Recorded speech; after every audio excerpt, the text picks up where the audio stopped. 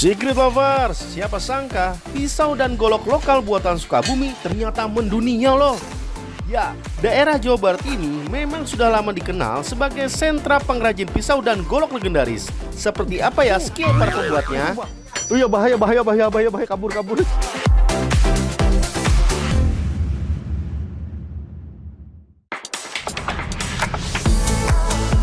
Pisau-pisau dari Desa Cibatu, Kecamatan Cisat, Kabupaten Sukabumi sudah bermain di pasar luar negeri, Skit Lovers.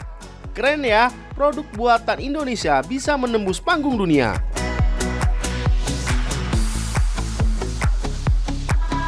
Di depan Jalan Sukabumi, Bogor, berderet sejumlah toko yang menjual produk berbahan logam, seperti senjata tajam jenis pisau, golok, parang, katana, hingga perkakas perkebunan seperti cangkul maupun arit. Harganya pun bervariasi, mulai dari puluhan ribu hingga belasan juta rupiah. Desa Cibatu awalnya disebut Kampung Logam karena di sini banyak bengkel-bengkel kecil pembuat aneka kerajinan logam seperti pisau dan golok. Masyarakat Cibatu sejak dulu dikenal sebagai pandai besi handal di Jawa Barat. Dari tangan-tangan pengrajin inilah lahir produk pisau dapur kualitas ekspor. Untuk membuat pisau yang baik, tentunya membutuhkan bahan baku yang berkualitas pula. Kenapa pilih baja tipe seperti ini? Selain penggunaannya lebih mudah, juga kandungan karbon sama kromiumnya udah layak buat pisau lah. Oh gitu. Udah standar lah. Bahan baku yang baik untuk pisau adalah baja tahan karat, terutama baja karbon tinggi yang tahan korosi. Baja karbon memiliki ketajaman dan ketahanan tinggi dibandingkan baja tahan karat.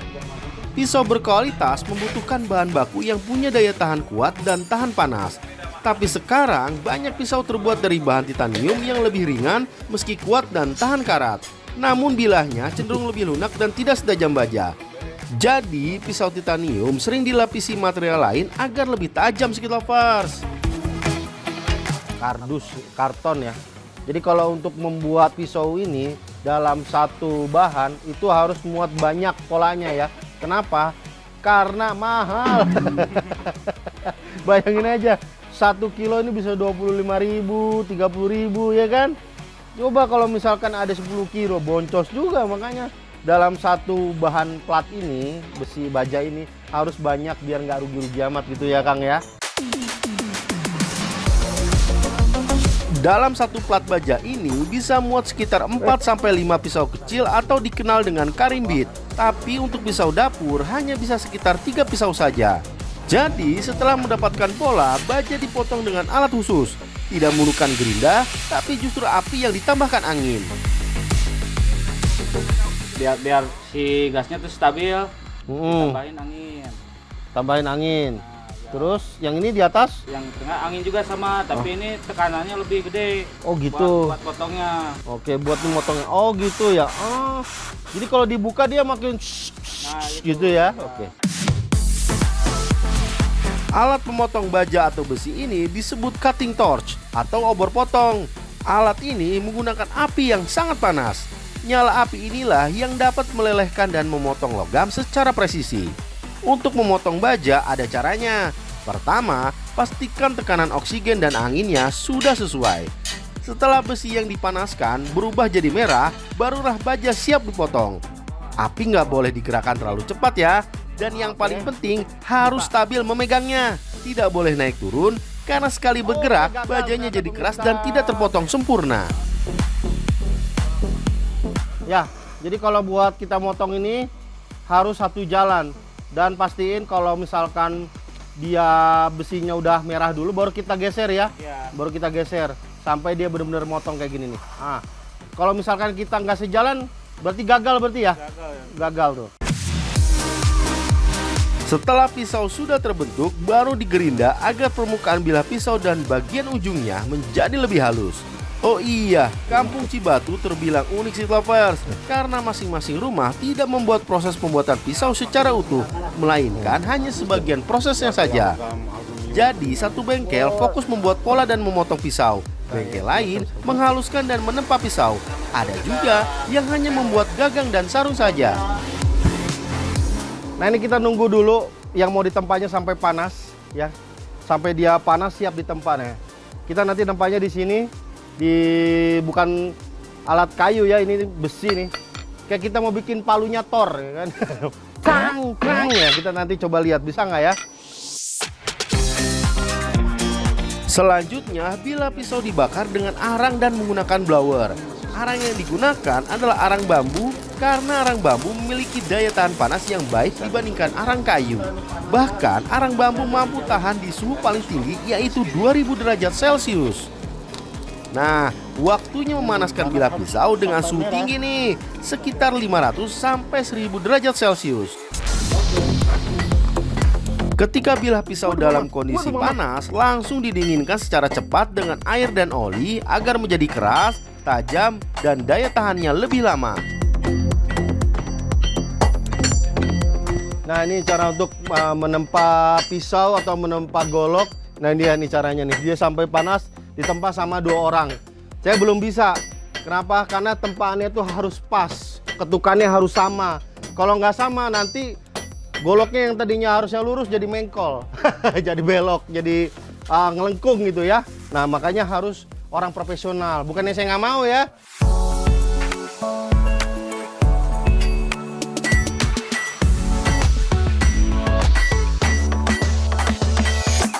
Kemampuan yang dibutuhkan adalah kemampuan fisik. Bilah besi atau baja harus dipukul sangat kuat sampai pipih. Selain itu, palunya juga tidak ringan skid lovers. Beratnya saja mencapai 10-15 kg.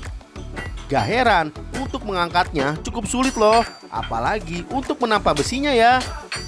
Selain fisik, para pandai besi di Cibatu harus menempa secara akurat. Kalau pukulan meleset, bisa kena orang lain. Belum lagi nanti hasilnya tidak sesuai dengan bentuk yang diinginkan. Setelah bilah pisaunya jadi, masuk ke proses finishing. Proses ini meliputi penghalusan dan pengamplasan. Mengamplas seluruh permukaan pisau dilakukan secara bertahap, dari amplas kasar hingga halus. Selanjutnya, giliran memoles pisaunya nih skid lovers, menggunakan mesin poles yang mirip roda berputar. Tujuannya untuk menghasilkan bilah pisau yang lebih mengkilap. Proses terakhir yaitu penajaman. Caranya dengan mengasah mata pisau dengan batu asahan untuk mendapatkan ketajaman optimal. Setelah itu baru ditempelkan gagang pisaunya. Nah, sebelum dijual, biasanya pisau-pisau dari Cibatu harus diuji dulu ketajamannya. Yang udah diasah jadinya begini. Ini sebenarnya pisau buat motong daging ya, bukan buat pisau dapur. Kalau pisau dapur dia lebih kecil lagi dan dia agak runcing. Tapi ini tajamnya jangan ditanya lah, ya kan? Tajam betul ini. Kertas saja belah. Kan luar biasa nih tajamnya ya. Kalau botol beda lagi. Kampung Cibatu sudah dikenal sebagai sentra pengrajin logam sejak zaman kolonial Belanda. Keahliannya turun-temurun sejak ratusan tahun lalu skid lovers. Bahkan dulu sempat ada 8.000 senjata rusak dari Jepang diperbaiki oleh pengrajin lokal asal Cibatu. Sekarang lebih dari 100 kepala keluarga di Cibatu menggantungkan hidupnya dari kerajinan logam. Penjualannya tak lagi sebatas Pulau Jawa atau luar Pulau Jawa, tapi sudah menembus pasar mancanegara seperti Malaysia, Thailand, Brunei, Inggris, Turki, hingga kawasan Timur Tengah.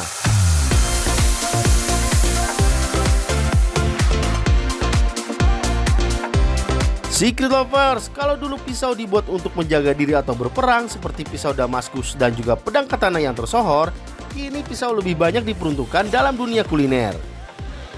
Ya, pisau jadi senjata para ibu dan chef profesional untuk menghasilkan beragam masakan.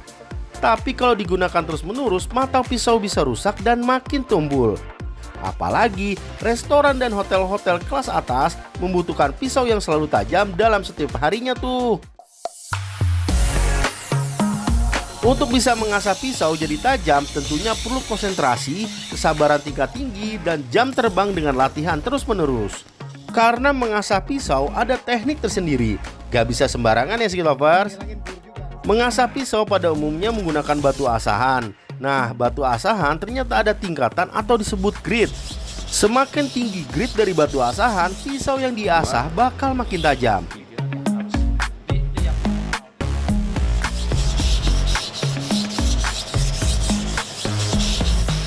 Oh iya, trik untuk mengecek pisau tumpul atau tidak dapat dipraktekkan dengan menaruh pisau di atas kuku ibu jari.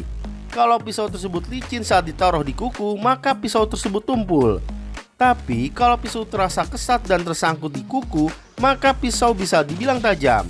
Tapi kalau ingin lebih spesifik lagi dan lebih detail terhadap ketajaman pisau, terdapat alat ukur untuk mengukur pisau tersebut tajam atau tidak. Karena dalam dunia kuliner terdapat standar ketajaman pisau bagi seorang chef.